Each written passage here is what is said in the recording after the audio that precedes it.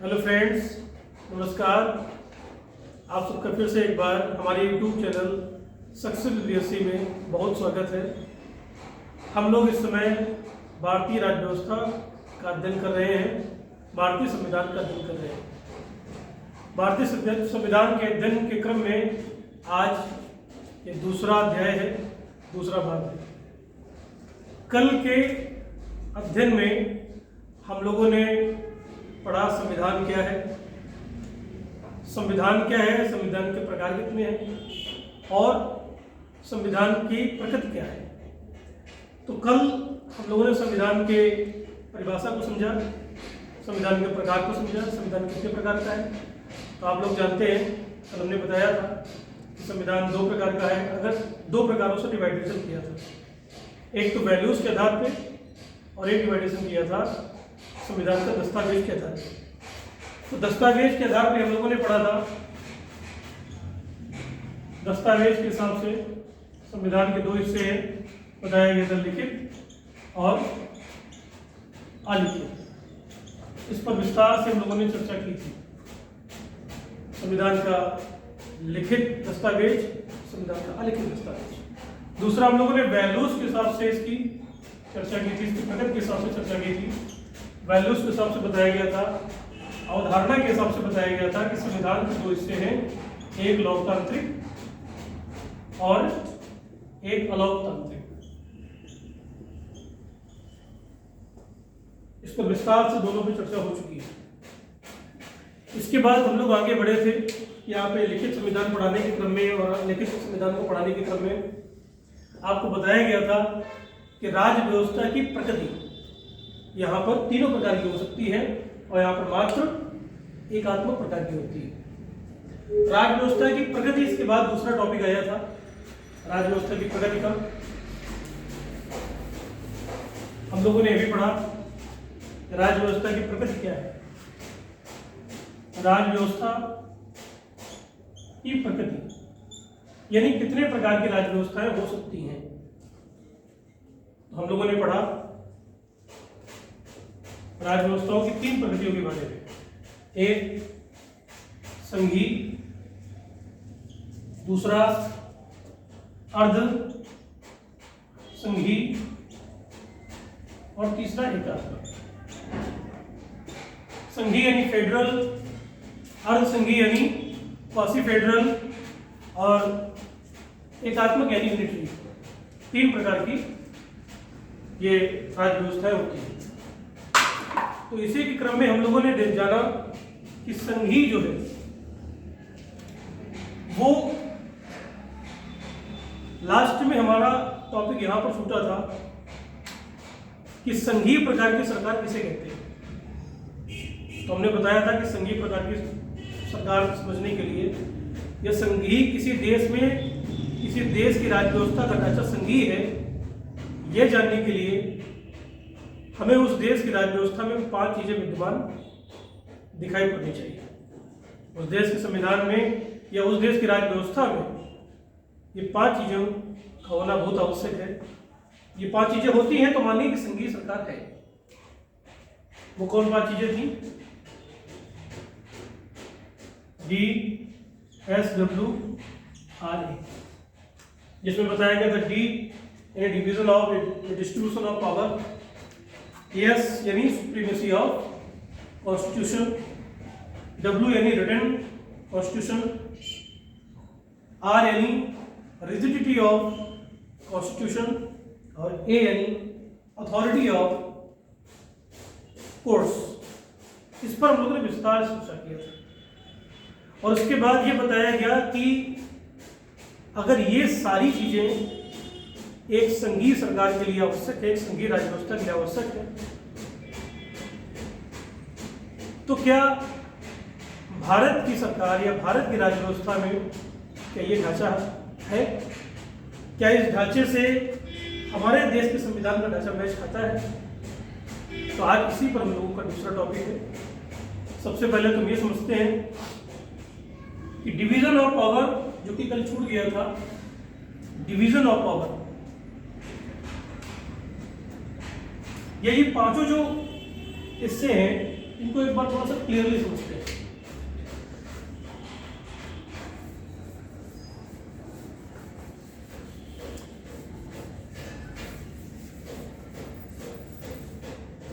ये पांचों हिस्से, सबसे पहला आप लोगों ने बताया DSWRA, DSWRA, division of power. तो division of power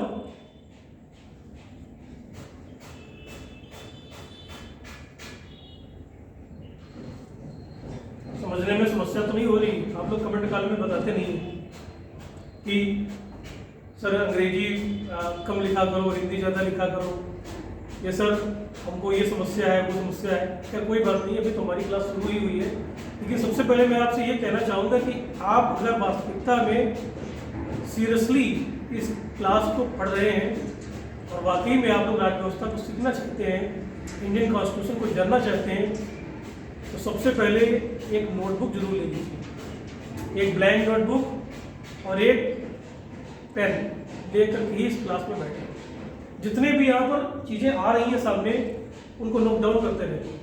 note down करते रहेंगे तो 100% मानिए आपकी क्लास की एक्यूरेसी 70 to 80% जाएगी। आप रिवीजन कर लेंगे तो 100% हो जाएगी। तो division of power, division of power यानी शक्तियों का पृथक्करण। कौन सी शक्तियों का पृथक्करण?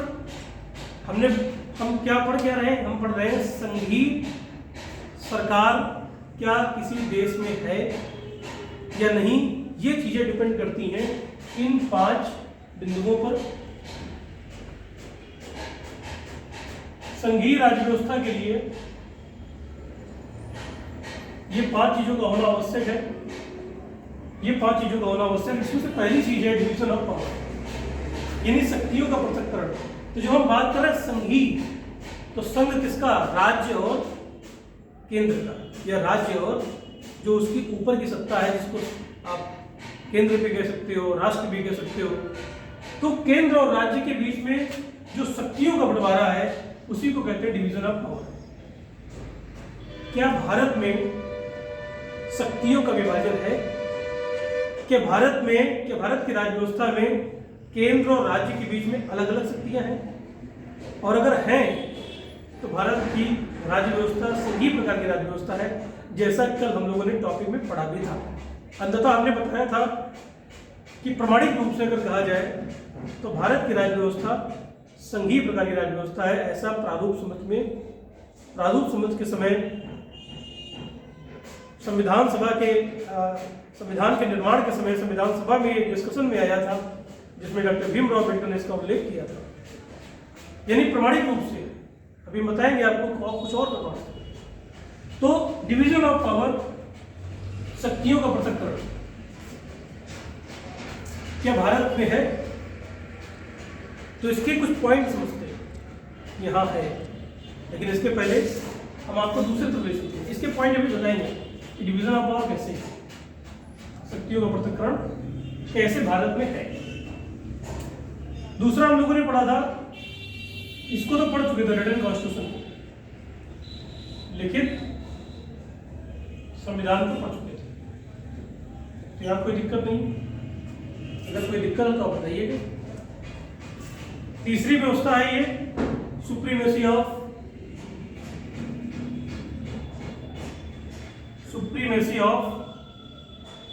ऑफ कॉन्स्टिट्यूशन,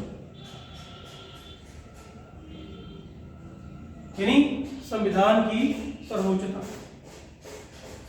संविधान की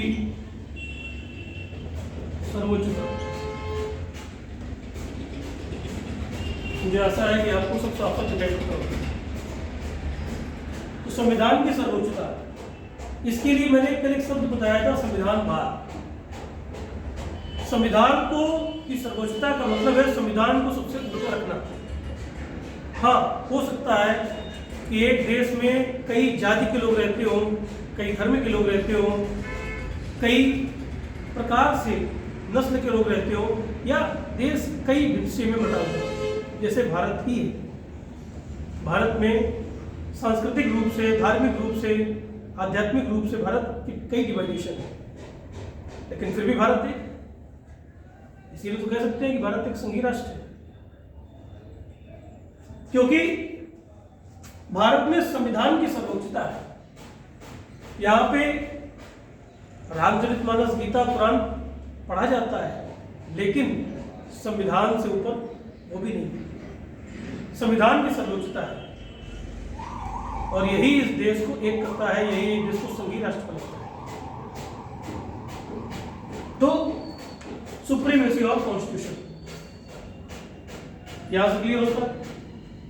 जैसा आपको क्लियर हो रहा होगा कि सुप्रीमेसी ऑफ कॉन्स्टिट्यूशन का मतलब क्या है। इसके बाद रिजिडिटी, इस पर हम लोगों ने चर्चा किया था कल ही, केवल आप थोड़ी सी व्याख्या कर रहे हैं। रिजिडिटी ऑफ कॉन्स्टिट्यूशन यानी संविधान की कठोरता। तो कल ही बताया गया था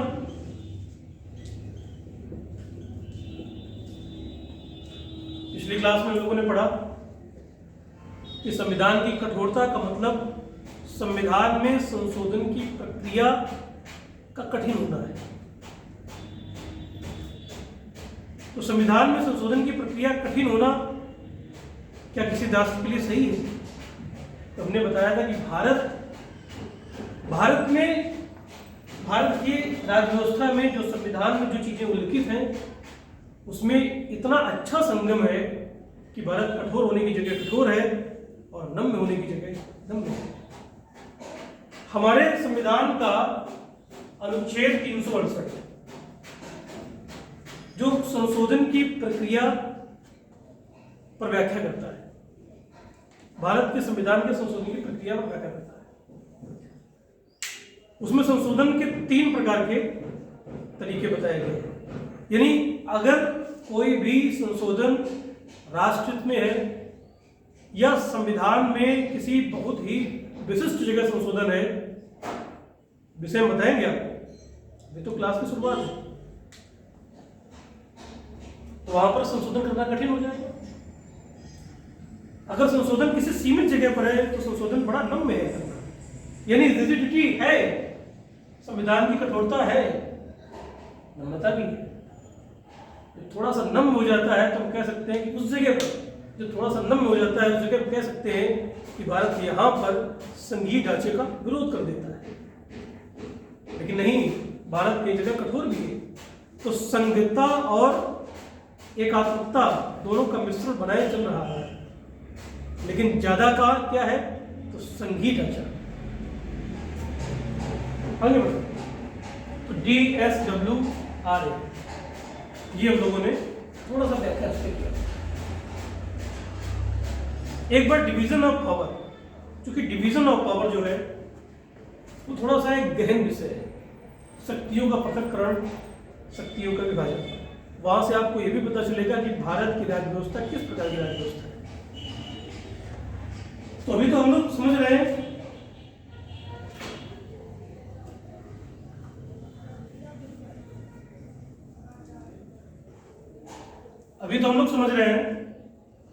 संघीय राज्य व्यवस्था को और संघीय राज्य व्यवस्था में डिवीजन ऑफ पावर को। अब हम समझते हैं भारत के संविधान में क्या इस तरीके की अनुच्छेद हैं, इस तरीके की नीतियां हैं जिससे भी पहचान पाए कि भारत का ढांचा संघीय ढांचा है। तो आप भारत एक संघीय राज्य व्यवस्था, भारत की राज्य व्यवस्था एक संघीय राज्य व्यवस्था, इसको भी सिद्ध करना है। Are you are clear? हमारे देश की राज्य व्यवस्था एक संघीय प्रकार की राज्य व्यवस्था है, इसे भी सिद्ध करना है। तो सिद्ध करने में कुछ पॉइंट हम आपके सामने रखते हैं, यही एग्जाम के ही बिंदु हैं। लोक सेवा आयोग की तैयारी करने वाले विशेषकर यहां से बहुत सारे प्रश्न आते हैं कि भारत की राज्य व्यवस्था एक संघीय राज्य व्यवस्था है, इसे सिद्ध कीजिए। तो राज्य व्यवस्था कैसे? तो सबसे पहला पॉइंट रखते हैं, भारत की राज्य व्यवस्था एक संघीय प्रकार की राज्य व्यवस्था है। अनुच्छेद आर्टिकल 54 एंड 55, अनुच्छेद 54 शक्तियों का पृथक्करण, किस तरीके से संघीय ढांचे को बनाया गया और शक्तियों का विभाजन किया गया है, यह समझना है।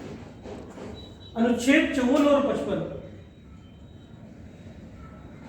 अभी आप लोगों ने संविधान पढ़ा नहीं है तो हो सकता है कि 54 और 55 के बारे में ना पता हो, लेकिन बहुत सारे ऐसे हमारे मित्र होंगे जिनको इस विषय का अच्छे से अध्ययन होगा। तो आर्टिकल 54 और 55 राष्ट्रपति के निर्वाचन की प्रक्रिया को दर्शाता है।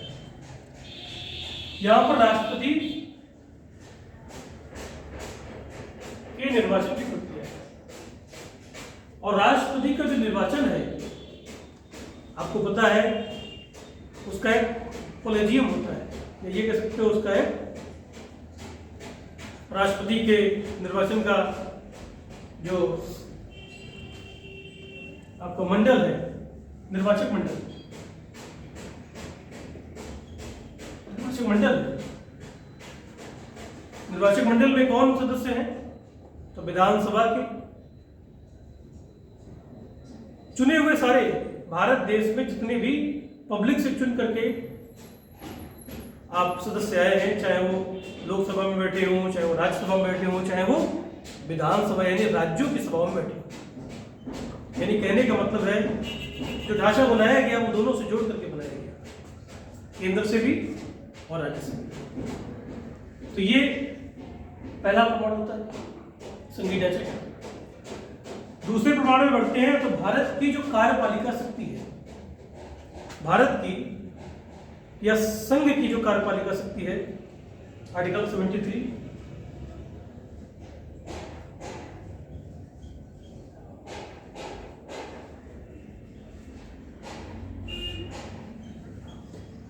और आर्टिकल 162,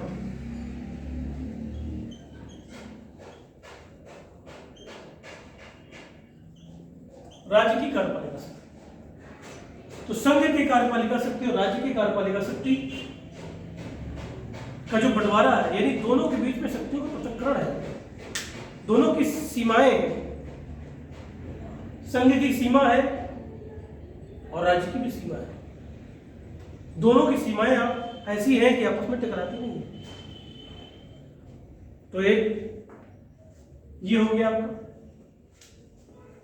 तीसरा संघीय ढांचे में भारतीय संविधान का भाग 5, भाग 5 में क्या है? भाग 5 में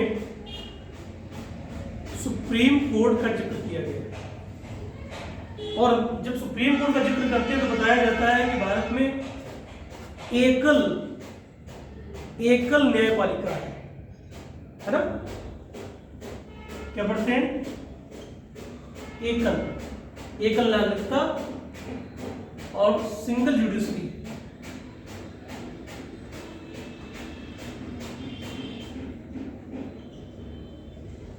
यानी यहां पर एक क्रम है, कहने का मतलब यहां पर एक क्रम है, वो क्रम इस तरीके का है, समझ रहे ना?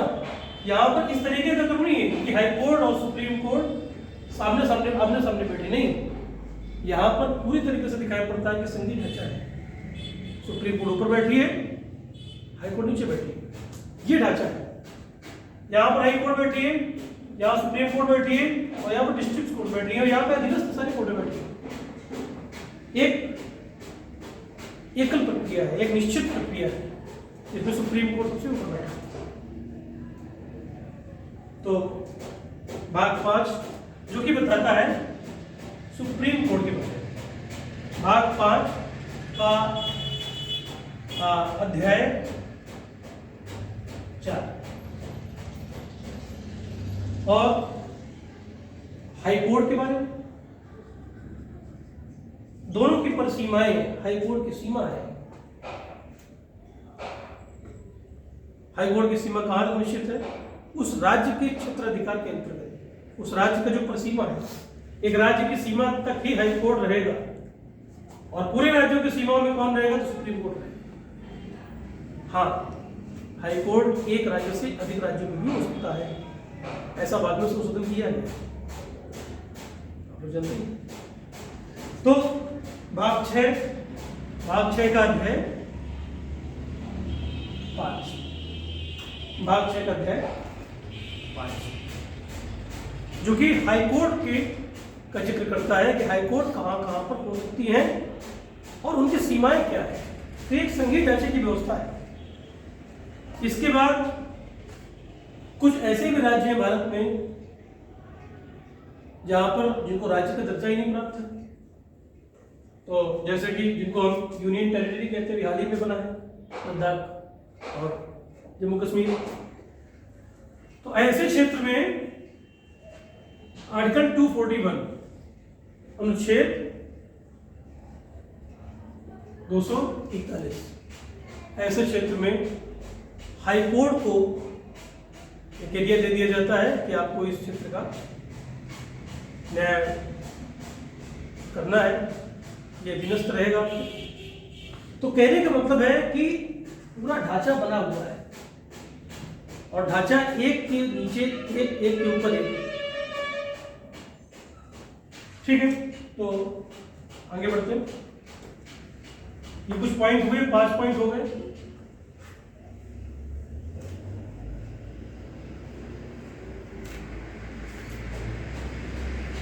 इसके बाद संविधान का भाग 11 है, आपको सब विस्तार से पढ़ाया जाएगा, विश्वास मानिए संविधान में कोई चीज छूटेगी नहीं। तो भाग 11 का अध्याय ये, जहां पर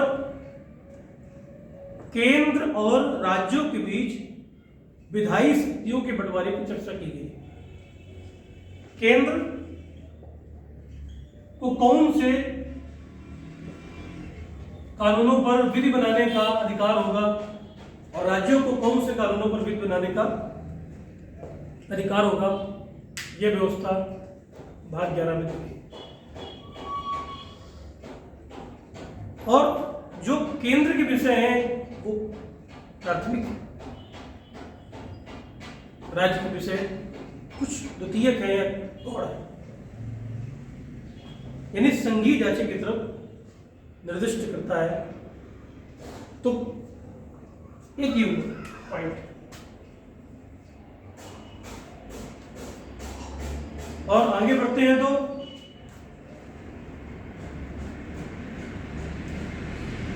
अनुसूचियों में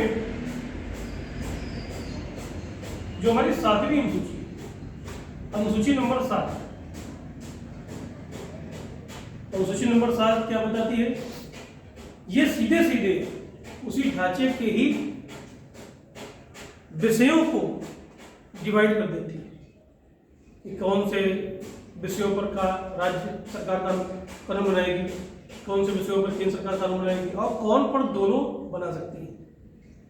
तो जिसको हम कहते हैं 3 सूचियां देने वाली है 7वीं सूची, एक संघ सूची, एक राज्य सूची और एक समवर्ती सूची। ठीक है, अब आपको तो पता ही होगा कि संघ सूची सबसे ज्यादा विषय संघ सूची में ही, संघ सूची में सबसे ज्यादा विषय है, बल्कि ये 97 जो विषय हैं ये संविधान के निर्माण के समय हुए थे। अब तो इसके विषय बढ़ चुके हैं, अब तो इसके विषय कितने हैं? 100। सबसे ज्यादा विषय ये है। और समवर्ती सूची जहां पर राज्य सूची जहाँ पर विषय पहले 66 थे, यहाँ तो कुछ विषय को हटा दिया गया है, कम कर दिया है, 66 से 61 कर दिया है। यानी आप देख रहे हो कि संघ सूची के विषयों को बढ़ाया गया। बाद में भी हमारे देश की राज्य व्यवस्था चाहती है कि ये संघीय ढांचा पर यहाँ बना रहे, भारत का प्रभुत्व राज्यों पर बना रहे। संविधान भी यही चाहता है, राज्य व्यवस्था भी यही चल रही है। और आगे अगर देखें तो समवर्ती सूची में 47 विषय थे जो हो गए हैं 52। अब यहाँ पर प्रश्न ये है कि समवर्ती सूची क्या, संघ सूची समझ में आ रही कि 100 विषयों पर संघ सरकार, भारत की केंद्र सरकार कानून बना सकती है, 61 विषयों पर राज्य सरकारें कानून बनाएंगी और 52 विषयों पर राज्य या केंद्र कोई भी कानून बना सकती है। लेकिन एक बात यहाँ पर समझने वाली है कि जो 52 विषय हैं जिन पर दोनों कानून बना सकते हैं, इन 52 विषयों में अगर दोनों ने कानून बना दिए, राज्य ने भी कानून बना दिया और केंद्र ने भी कानून बना दिया, तो जो अगर कोई उभयनिष्ठ कानून बन गया है तो वहां पर केंद्र का कानून ही मान्य होगा, राज्य का कानून मान्य नहीं होगा। इसी जगह से ये निश्चित हो जाता है कि जो संघ सूची है या जो संघ है वो राज्य से ज़्यादा पावरफुल है, देश प्रदेश से ज़्यादा शक्तिशाली है। संघीय ढांचा भारत में कायम है, भारत में है, ठीक है ना? क्लियर? आगे बढ़ते हैं।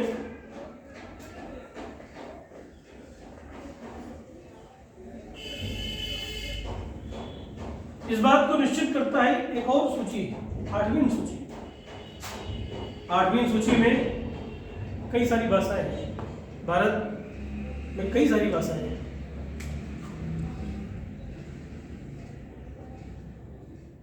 इसे अगर बात की जाए तो भारत की भाषाओं की तो आप जानते हो, हर 15 किलोमीटर बाद यहाँ पर भाषाएं बदल जाती हैं, बोलियां बदल जाती हैं। और फिर भी हम संविधान की दृष्टि से देखें तो हमारे पास 22 भाषाएं हैं। 22 भाषाएं हैं। ढांचा क्या है समझ में आ रहा? राज्य में जाते हुए भाषा बदल जाती है, तो एक संघ का ढांचा दिखाई पड़ रहा है पूरा। क्या यूनिटरी है? क्या एकात्मकता है? क्या एक जैसे सब कुछ दिख रहा है आपको? नहीं। संघ है तो multi linguistic, multi culture, multi religion सब दिखाई पड़ रहा है। अभी आर्टिकल 368 के बारे में चर्चा कर चुके थे हम लोग। अनुच्छेद 368 जहां भी आपको पता है बताया गया था कि संशोधन की प्रक्रिया, तो यहाँ भी कहीं ना कहीं दोनों को लेकर के, राज्य की सरकारों को लेकर भी संविधान में संशोधन कर सकते हैं। राज्य की सरकारों के बिना संविधान में संशोधन करना हर विषय पर, है ना? प्रत्येक विषय पर आप नहीं संशोधन कर सकते हो बिना राज्य को लिए। यानी महत्वपूर्ण, जो देश के महत्वपूर्ण विषय है वहां पर संविधान में संशोधन करने के लिए राज्यों की आवश्यकता होती है, ठीक है? तो ये आर्टिकल 368 के अंतर्गत प्रक्रिया है। तो ऐसे आप लोग देख रहे हैं हमारे देश में राज्यसभा है, ठीक है ना? आर्टिकल 229 भारत में एक राज्यसभा होगी। राज्यसभा यानी राज्यों की सभा। जैसे लोकसभा है उसी के पैरेलल राज्यसभा एक उच्च सदन है। राज्यसभा में हर प्रत्येक राज्यों से उसके समानुपातिक जनसंख्या के आधार पर वहां पर सदस्य पहुंचते हैं और राज्यों का प्रतिनिधित्व करते हैं। यानी हम कह सकते हैं कि राज्यसभा पूरे भारत से के राज्यों से आई हुई सभा है। यानी एक तरफ लोकसभा है तो एक तरफ राज्यसभा है। यानी एक तरफ अगर संघ है, एक तरफ राज्य, ठीक है ना। हाँ, कहीं इसके पास ज्यादा शक्ति है तो कहीं इसके पास ज्यादा शक्ति, लेकिन आप जानते हैं क्योंकि संघीय ढांचा है तो शक्तियां यहाँ ज्यादा है, सदस्य भी यहाँ ज्यादा है, बिल को पास करने के लिए शक्ति भी इनके पास ज्यादा है, लेकिन बहुत सारे ऐसे विषय हैं इसके पास शक्ति ज्यादा है। तो कहने का मतलब ये है कि भारत एक अपने आप में अनोखा संघीय ढांचा है, ठीक है। तो आगे बढ़ते हैं, राज्यसभा की चर्चा की। भारत में एकल नागरिकता का प्रावधान, एकल नागरिकता का प्रावधान। एकल नागरिकता से मतलब क्या है? मतलब भारत में एक ही नागरिकता है, भारत का नागरिक। क्या आपने किसी सुना है कि उत्तर प्रदेश का नागरिक? नहीं, citizen of India, not citizen of UP, Bharat का नागरिक। यानी किसी राज्य का अलग से नागरिकता लेने की आवश्यकता नहीं अगर आपने भारत की नागरिकता ले ली है तो। यहां से निश्चित होता है कि संघीय ढांचा है, क्योंकि नागरिकता कैसी है? एकल, ठीक है। आपातकालीन प्रावधान, आपातकालीन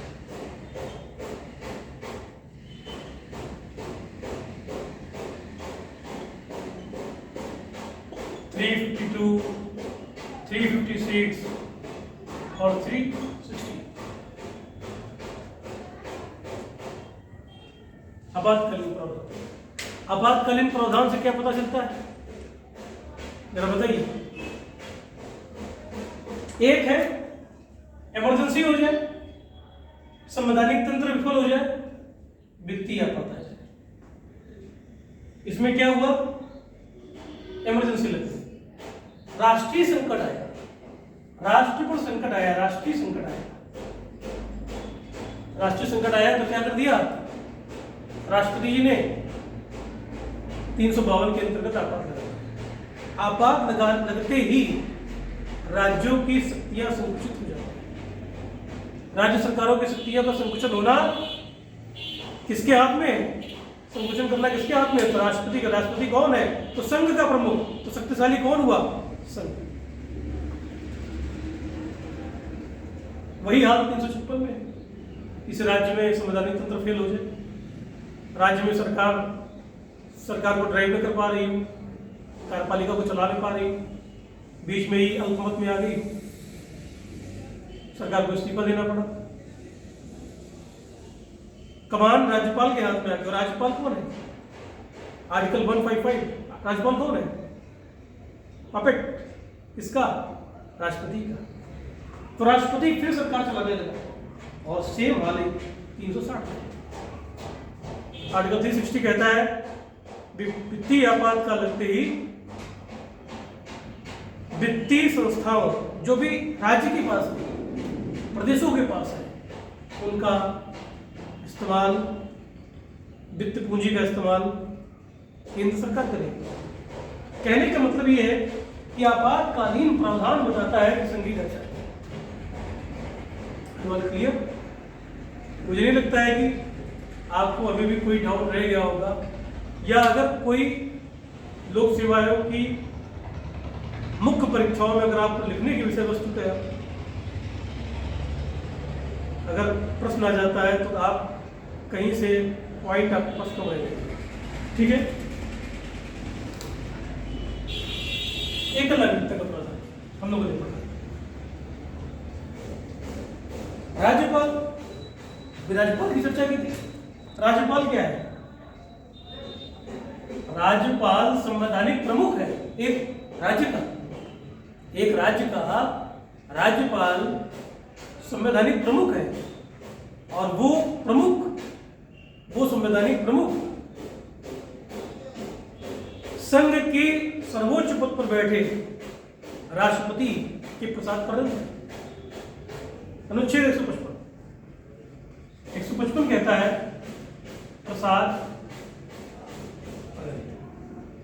राज्यपाल कौन है? राज्यपाल राष्ट्रपति के प्रसाद पर्यंत पद पर रहेगा। संघीय ढांचा, भारत का ढांचा संघीय ढांचा। इसके बाद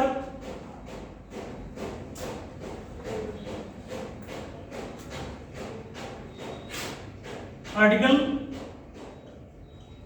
324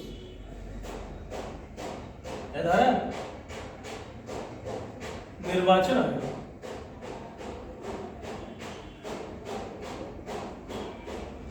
निर्वाचन आयोग, निर्वाचन आयोग क्या है? तो आपको पता है कि भारत का निर्वाचन आयोग, और भारत का निर्वाचन आयोग की शक्ति क्या है? तो केवल केंद्र सरकार के यानी लोकसभा के चुनाव ही नहीं, यानी आम चुनाव ही नहीं, विधानसभा के चुनाव भी कराने का दायित्व भारत के निर्वाचन आयोग के पास है। तो भारत का निर्वाचन आयोग शक्ति रखता है दोनों प्रकार के चुनाव कराने का, संघ का भी और राज्य का भी, यानी लोकसभा का भी और विधानसभा का भी। अनुच्छेद 324 के अंतर्गत जो निर्वाचन आयोग है, भारत का निर्वाचन आयोग, वो दोनों का चुनाव कराता है, चाहे विधानसभा का हो चाहे लोकसभा। यानी जो संघ का आयोग है वो राज्यों पर भी उसकी सीमा, राज्यों पर भी उसका नियंत्रण बना हुआ है। यही है संघीय ढांचा। और बाद में कुछ चीजें और हैं, जैसे अभी हम लोगों ने पढ़ा था राज्य सूची, समवर्ती सूची, यानी अनुसूची नंबर 7, जो 7वीं अनुसूची पढ़ी थी उसमें जो 3 चीजें पढ़ी, एक था संघ सूची, एक था राज्य सूची, एक था समवर्ती सूची। तो संघ सूची के जो विषय है वहां पर तो केंद्र सरकार कानून बनाएगा ही, समवर्ती सूची पर भी कानून केंद्र सरकार या संघ के जो कानून होंगे वो प्रभावी होंगे। उभयनिष्ठ अगर कानून बन जाते हैं, अगर दोनों कानून बना देते हैं तो केंद्र सरकार वाला कानून मान्य होगा, लोकसभा से बनाया हुआ या जो संसद से बनाया हुआ कानून है वो मान्य होगा। जबकि यहां भी पावरफुल संघ, यहां भी पावरफुल संघ और बची राज्य विचारी, इसी में जो विषय है विषय भी कम है, इसी भर की सीमाएं, इसी भर के विषयों पर कानून बनाने का अधिकार राज्यों के पास है। वहां भी संसद घुस रही है। अनुच्छेद 249 आर्टिकल 249 देखिएगा, अनुच्छेद 249 कहता है कि अगर संसद को लगता है, अगर केंद्र को लगता है, अगर संघ को लगता है कि इस राज्य में ये कानून या राज्यों में ये कानून देश हित में है, भले ही देश हित में हो, शक्ति तो है ना संसद के पास, और शक्ति है तो शक्तिमान कौन होगा? केंद्र सरकार, संघीय सरकार। ढांचा कैसा होगा? संघीय। यानी अनुच्छेद 249 कहता है हालांकि ये जो कानून बनता है, जो राज्यों पर लागू होता है, उसका समय मात्र 1 वर्ष ही होता है। 1 वर्ष तक ही कानून प्रभावी रहता है। लेकिन ये भी कहा गया संविधान में कि चाहे तो जितनी बार, अनगिनत बार, आजीवन आप चाहो तो आर्टिकल 249 का इस्तेमाल करके उस राज्य में वो कानून बना सकते हो जो देश हित में आपको लगे। और ऐसे बहुत सारे कानून बनाए गए इसी अनुच्छेद का इस्तेमाल करके। तो आर्टिकल 249। अब दूसरा अनुच्छेद है 252, जहां पे कौन घुसा है? कौन घुसा है?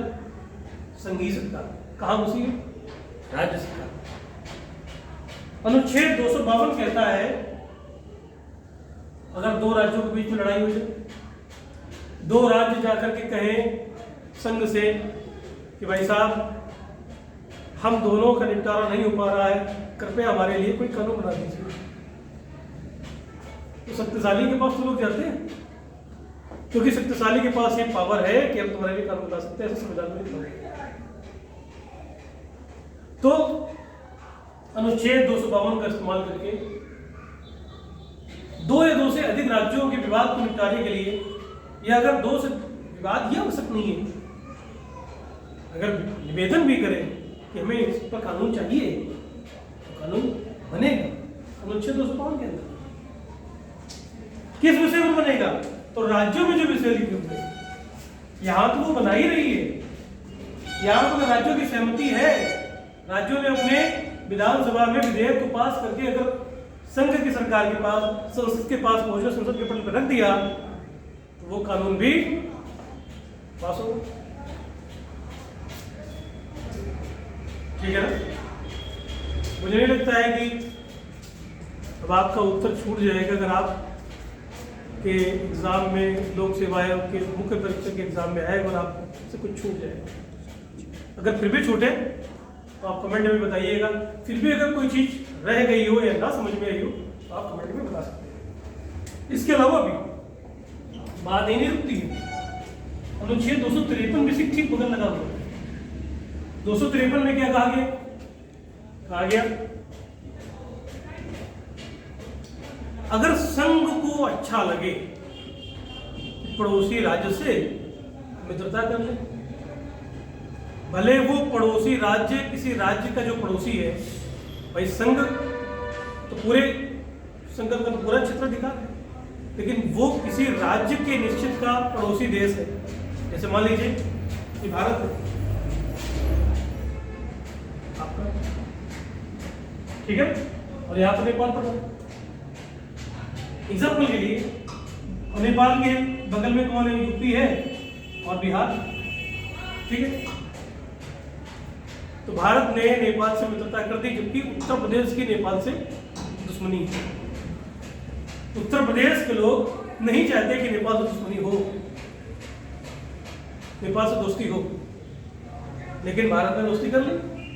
तो भारत के इस निर्णय को राज्य की सरकार बदल नहीं सकती। आर्टिकल 253 किसके पास शक्ति है मित्रता करने की? आपके पास नहीं है, उनके पास है। भले आपके पड़ोसी हैं, लेकिन शक्ति किसके पास? यहीं से सिद्ध होता है कि संघीय राज्य कैसा संघीय। और रही बची बात जब ये बात विवाद में आई, जब विवाद में आई तो निर्णय हुआ 1973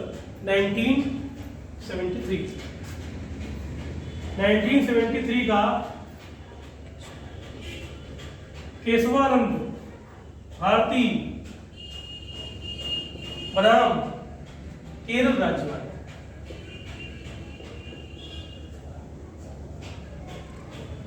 यहां से जो निर्णय निकले हैं आप लोग जानते ही हो, वो बहुत संविधान के लिए बहुत ही महत्वपूर्ण है।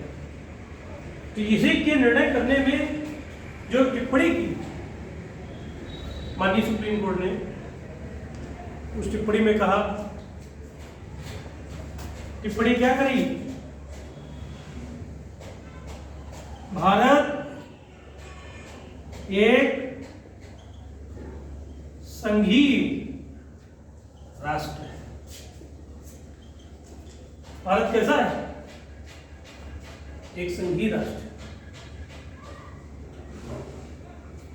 तो सुप्रीम कोर्ट भी कह दिया, तो ये तो कल की क्लास में कह रहे हैं कि सुप्रीम कोर्ट भी कहता है, प्रारूप समिति भी कहती है, इतने सारे अनुच्छेद भी कहते हैं, तो प्रमाण की क्या जरूरत है? फिर भी एक प्रमाण बना हो 1994 में SR बॉम्बई वर्सेस भारत संघ। ठीक है, 1992 से 1992 के साथ मुंबई और भारत संघ के बीच में जो बात था, उसके निर्णय में यही बात हो रहा है कि भारत एक संघीय राष्ट्र है। तो आप भी कहेंगे और हम भी कहेंगे कि भारत एक संघीय राष्ट्र है। भारत एक संघीय राष्ट्र है और दुनिया में कई राष्ट्र हैं जो संघ पर चलते हैं। दुनिया में कई प्रकार की सरकारें हैं। अभी हम लोग राज व्यवस्था को ही समझ रहे हैं। राज व्यवस्था की जब तक पृष्ठभूमि नहीं अच्छी होगी, अगर आप उस लेवल की का अध्ययन करना चाहते हैं तो पृष्ठभूमि भी उस लेवल की ही होनी चाहिए। जब तक पृष्ठभूमि अच्छी नहीं होगी तब तक इमारत भी अच्छी नहीं बनेगी। मुझे आशा है कि आप लोग पृष्ठभूमि भी अच्छी बनाएंगे और इमारत भी अच्छी बनाएंगे और इमारत में रहेंगे भी अच्छे से। ठीक है, तो आज की क्लास में आपके लिए इतना ही। कल फिर मिलेंगे अगली क्लास में, जब हम लोग संविधान के और कुछ विशेष रोचक तत्वों को पढ़ेंगे। उन रोचक तत्वों में क्या पढ़ेंगे ये कल आपको पता चलेगा। अभी हम लोग संविधान में घुसना नहीं चाहते। 1-2 क्लासेस, ज़्यादा नहीं, बस 1-2 क्लासेस और देंगे, जिसके बाद सारा कुछ क्लियर हो जाएगा। उसके बाद फिर हम लोग संविधान के इतिहास को पढ़ेंगे, प्रस्तावना में जाएंगे, अनुसूचियों को पढ़ेंगे, अनुच्छेदों को पढ़ेंगे। बड़ा आनंद आएगा। तो आज के लिए आपके लिए इतना ही। थैंक यू, नमस्कार।